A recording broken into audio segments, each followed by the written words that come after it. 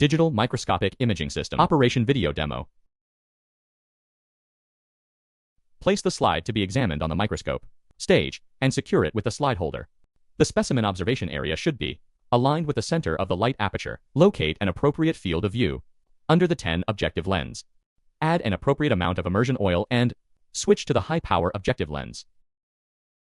Open the analysis software and enter the account and password to access the system. Click the New Case button to create a new sample and edit the information. Click the Start Analysis button. Turn on the camera. Adjust the fine focus knob to an appropriate focal length.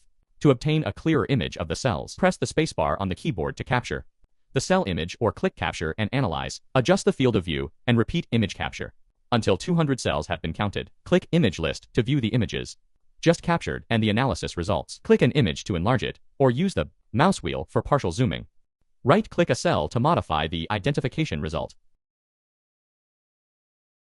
The result can also be modified directly in the thumbnail image. This is the cell segmentation interface, where cells are classified according to their lineage. Multiple cells can be selected and modified simultaneously. Click Add to Report in the upper right corner to add images to the report.